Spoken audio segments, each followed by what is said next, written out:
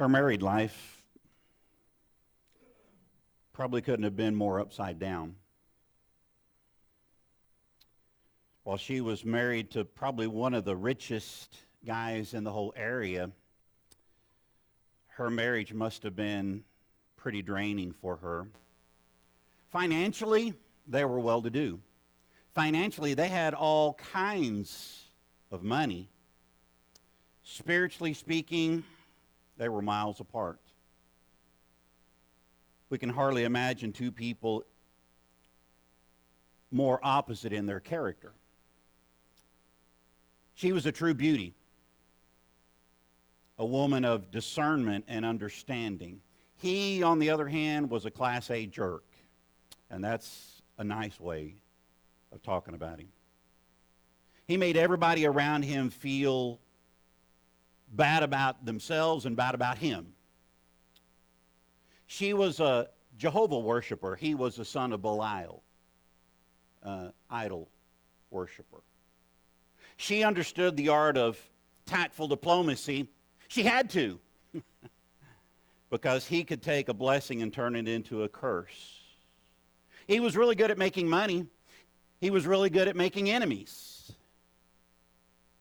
She was good at making friends and really good at making peace. More than 1,000 years before Jesus ever uttered the words that David read for us, "Blessed are the peacemakers," this woman put them into practice by standing up for her family, by standing up to her husband, and by bowing down to the future king. By now you may have guessed that we're talking about Abigail. And while we often love to talk about her beauty and her wisdom, it's a little more unusual to think of her. It's a little more unusual for us to talk about her ability to be a peacemaker. But that's what we're going to do today.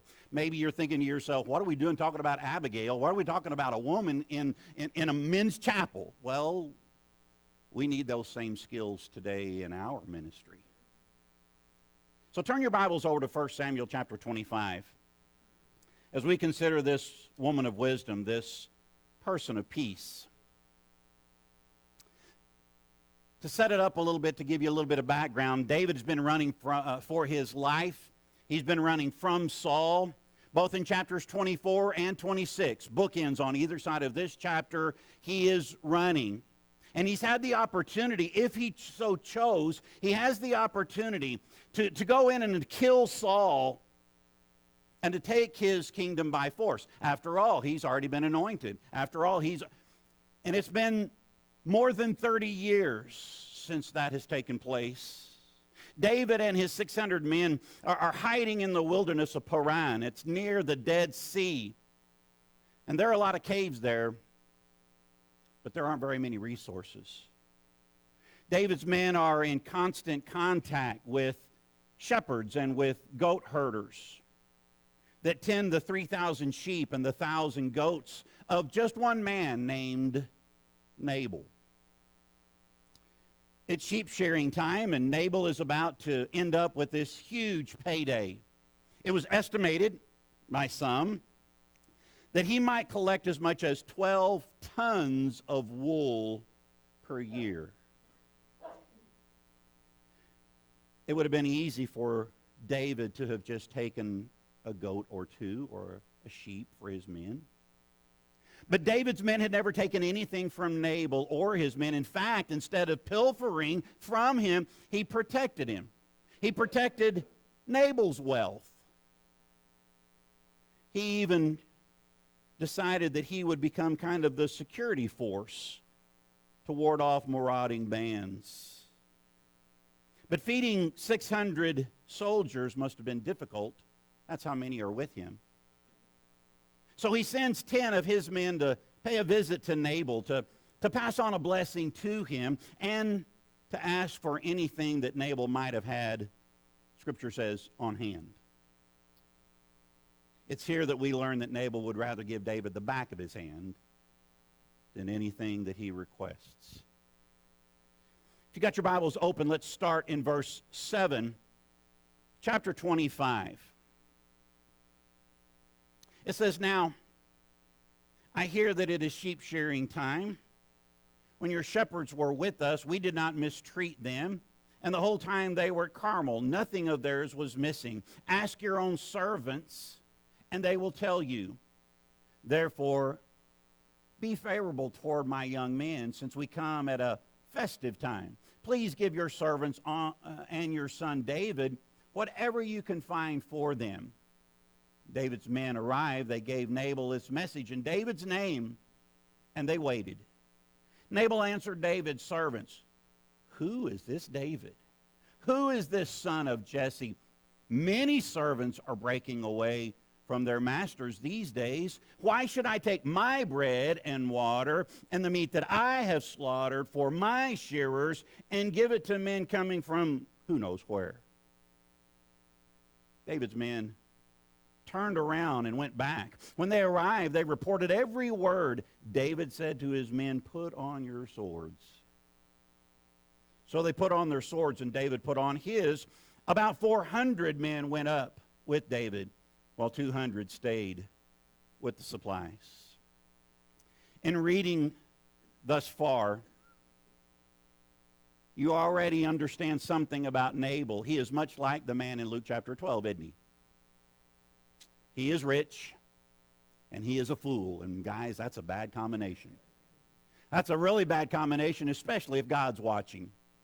We know from the story in Luke chapter 12 that he's not going to make it through the next 24 hours. Nabal will last a little longer, but not that much. Nabal could have been the author of one of those dummy books, How to Start a War for Dummies. He would have been good at it. He is so naive that he believes that he can talk to anyone however he wishes and there will be no consequences. He severely underestimates the power of his words. What man in their right mind picks a fight with a soldier that's leading a 600-man militia? One of the young men knows that the situation has just turned deadly because of what Nabal has said. And he takes the news back to the best thing that Nabal possesses, his wife, Abigail. Nabal's employees know two things about this man. They know he won't back down, and they know he won't listen to reason. So read with me beginning in verse 14. In verse 14, the writer says, one of the servants told Nabal's wife, Abigail, David sent messengers from the desert to give our master his greeting, but he hurled insults at them. That these men were very good to us. They did not mistreat us, and the whole time we were out in the fields near them, nothing was missing. Night and day they were a wall around us. All the time we were herding our sheep near them. Now, think it over and see what you can do, because disaster is hanging over our master and his whole household. He is such a wicked man that no one can talk to him. What do you find? Again, if Abigail doesn't step into this emergency, all the men that belong to Nabal are going to die. It's not difficult to imagine even that Abigail herself could die and perish in this situation. What do you find? You find out really quickly that Nabal is foolish. That's easy to pick out in the story, isn't it? It doesn't take us very long to figure out that David is furious. But what we begin to see pretty quickly right here is that Abigail, amazing, is fabulous. Keep reading with me. In chapter 25 and beginning in verse 18, it says that Abigail lost no time. In fact, in the New American Standard, it says she hurried. She took 200 loaves of bread, 2 skins of wine, 5 dressed sheep, 5 seahs of roasted grain, 100 cakes of raisins, and 200 cakes of pressed figs, and loaded them on donkeys. Then she told her servants, "Go on ahead, I'll follow you." She did not tell her husband Nabal. As she came riding her donkey into the mountain ravine, there were David and his men descending toward her, and she met them. David had said, it's been useless. All my watching over this fellow's property in the desert so that nothing of his was missing, he has paid me back evil for good. May God deal with David, be it ever so severely, if by morning I leave alive one male of all who belong to him. When Abigail saw David, she quickly, again the word is hurriedly, got off her donkey, bowed down before David with her face to the ground. She fell at his feet and said, "My Lord, let the blame be on me alone. Please let your servant speak to you. Hear what your servant has to say. May my Lord pay no attention to that wicked man, Nabal. He is just like his name. His name is Fool, and folly goes with him. But as for me, your servant, I did not see the men my master sent.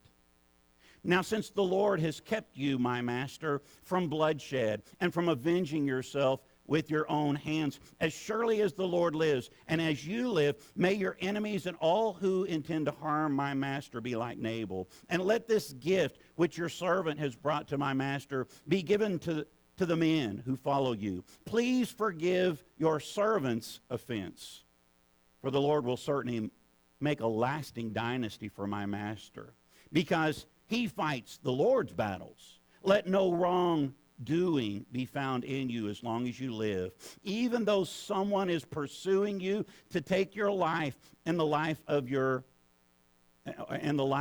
master. Be bound securely in the bundle of the living by the Lord your God. But the lives of your enemies will be hurled away as from the pocket of a sling. When the Lord has done for my master every good thing he promised concerning him, and has appointed him leader over Israel, my master will not have on his conscience the staggering burden of needless bloodshed or of having avenged himself. And when the Lord has brought my master success, remember your servant." A couple of things takes place pretty quickly right here. As you notice on the screen, she ascertains the facts. And she does that by listening to begin with. Is that a pretty good way to understand what's going on around you? It's always been said before, God gave you 2 ears and one mouth. And that seems to be about the right percentage.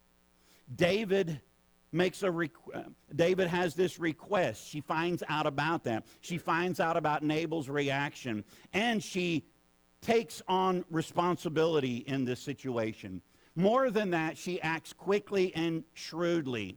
In verses 18 through 24, she hurries to meet the need. She hurries in what she's about to do. She knows that kind of response, David's response, is going to be something not kind. He's not going to be okay with being talked to like that. She puts the meal together. She puts the wine together. And notice, she's got grain and she's got meat. She even puts together dessert with the raisins and the figs. And then she meets him. And how does she meet him? She has this attitude of humility, verses 23 through 24. Not just in the way that she hurries to meet him, but where is she physically? As soon as she gets there, she is on her face. I don't know how this conversation goes. I'm not sure exactly what that looks like.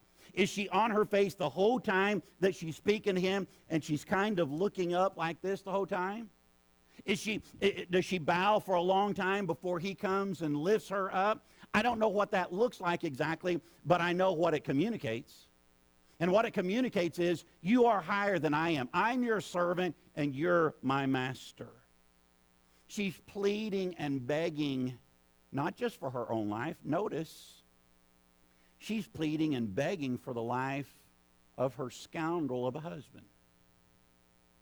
Is that not amazing? A man that has had to have made her life miserable. Because it's not, if you read through the text, it's not just that this is the one isolated incident of Nabal. This is his lifestyle. This is the way he treats everyone. And she begins to speak to him words that he needs to hear. Not only does she ascertain the facts and acts quickly and then has this attitude of humility, Abigail also accepts the blame. And you're thinking to yourself, wait a minute, she didn't do anything. Exactly.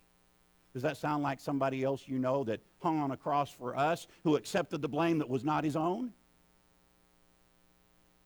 Let the blame be on me alone. Please forgive your servant's offense. She associates herself with the guilty, though she is not guilty in it. Abigail is aware of Nabal's character. Is she just oblivious? Has she lived all of her married life just oblivious to the kind of man that he is? Oh, no. She herself says, he's not even worthy of your attention. You're too important and you're too busy with all the other things that are going on. You don't have to pay attention to this man. He is worthless. He is a fool. And if you've had the opportunity to hear Stuart's lesson on the fool, that is exactly what his name means. And I'm not sure, I've wondered about this even as I was studying through this over the last month or so. I've wondered, is this kind of like the copier Xerox? That instead of us saying, well, just go Xerox me a copy, right? Just go make me a copy. That the name is so associated with the idea of copy, that's how we got this. Or do his parents know something about the kind of boy and the kind of man he'll become? Nabal in Hebrew, fool. Everyone but Nabal knows the kind of man that he is. And he's just rocking along in life thinking everything's great. Everything's wonderful. Hey, I'm making lots of money, so life must be good. But Abigail also acknowledges David's position in God's plan. In verses 26 through 31, notice several things that she says. In verse 26, she says, it's the Lord who's involved in your life. She can't say that about her husband, can she?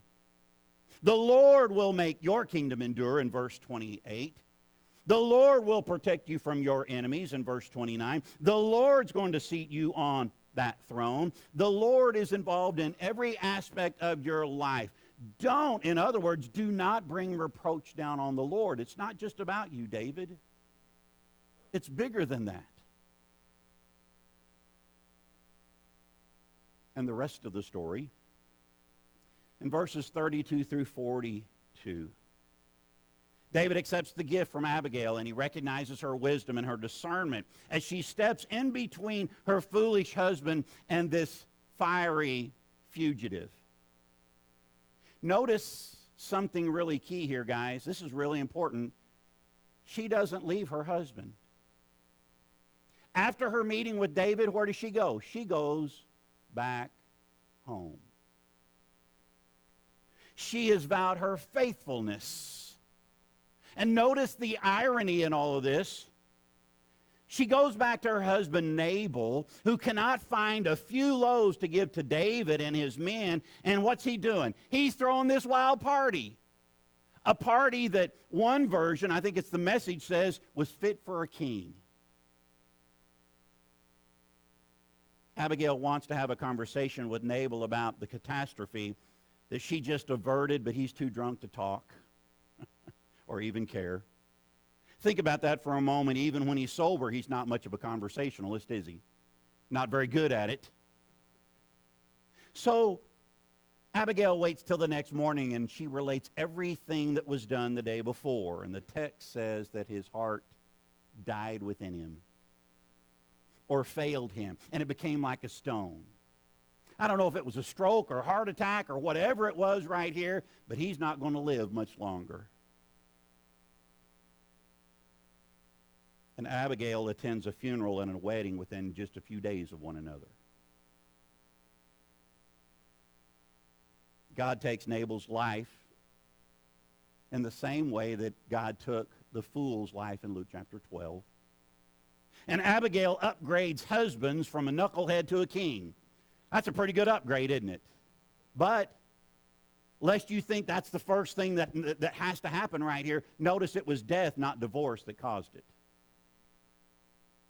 She took her vows seriously. It's pretty easy when you talk about a story like this to look at to see the character of Nabal, isn't it? Isn't that pretty easy? You look at this story and you go, look at how bad Nabal is. It's also pretty easy for us to notice The difference in David. In chapter 24, he will not raise his hand against the Lord's anointed. In chapter 26, he says it again. But in chapter 25, he has no problem raising his sword against a fool.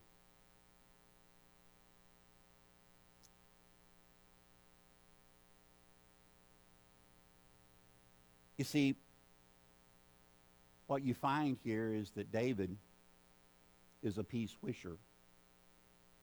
Did you catch that? That's how all of this starts right here. Back in the beginning of the story right here, in verse 6, David wishes peace on Nabal and on his household and on everything that belongs to him. But once he hears of Nabal's rejection, what does he do? Peace is off the table, isn't it? We're not talking about peace anymore. I have to think about Nabal because it's so easy for me to want to distance myself from him. Same thing for you. I don't want to be a Nabal. But it isn't difficult for me to wish peace on others and even pray peace on them. But I can certainly relate to David getting angry when people purposely treat me with disrespect and disdain. How about you?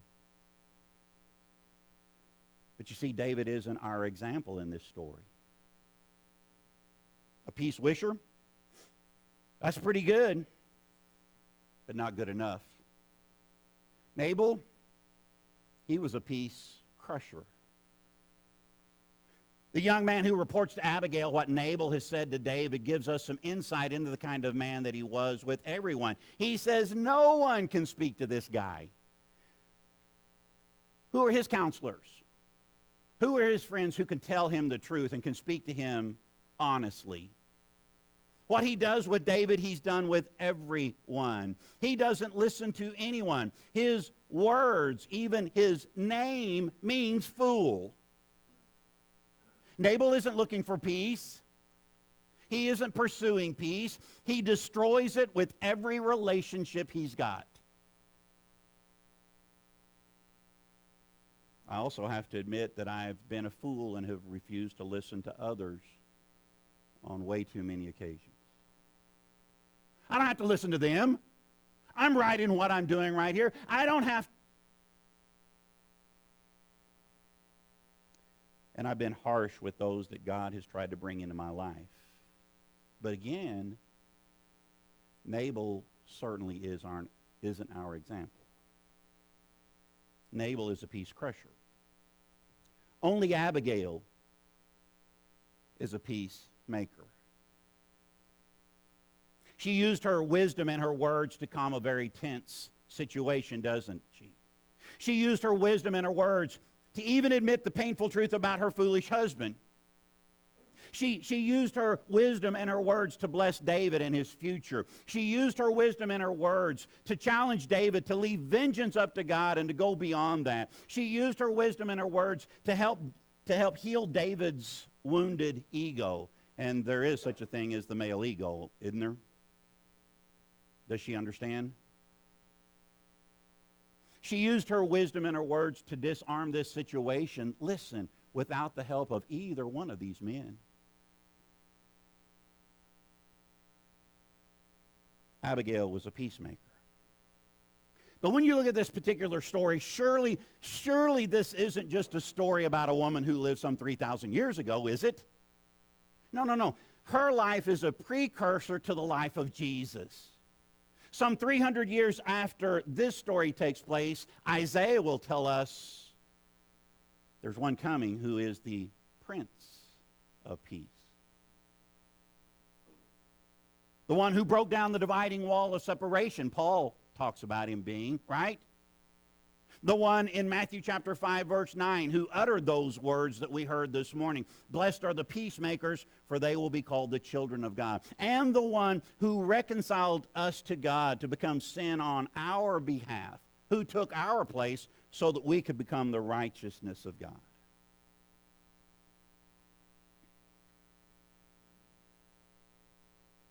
But if we're going to become peacemakers, there are some things that Jesus calls us to. First, as you see those up there, we need to determine if we're the right people and in the right position to help. being Nabal's wife, she was already involved in the situation, wasn't she? And prayerful thought and wisdom must be required in that. Sometimes I think we want to stick our nose where it doesn't belong. And then there are other times when we won't do the very thing that we're called to do. Secondly, we need to see if physical resources like food might actually help ease the tension that exists. A cup of coffee, a meal across the table often seems to calm the situation, doesn't it? I love the fact that she did what she could with the resources at her disposal. Number 3, we need to be candid as well as caring in the midst of conflict. In the story of Paul and Philemon and Onesimus, he starts with the fact that Philemon even owes his own salvation to Paul before he ever starts talking about Onesimus. Truth can often become a casualty as tensions escalate. She's honest about her husband. She's honest with her husband. She is honest about herself, and she's honest about David. And lastly, number 4, we need to use our words and our influence to bless. Ultimately, Abigail understands that the cost of staying silent is going to be much higher than the cost of making peace. And so she enters into the conflict. The question of the morning really is this. We were talking about it back in the back for just a little bit there, weren't we, Tommy? Are we going to be peacemakers or peacemakers?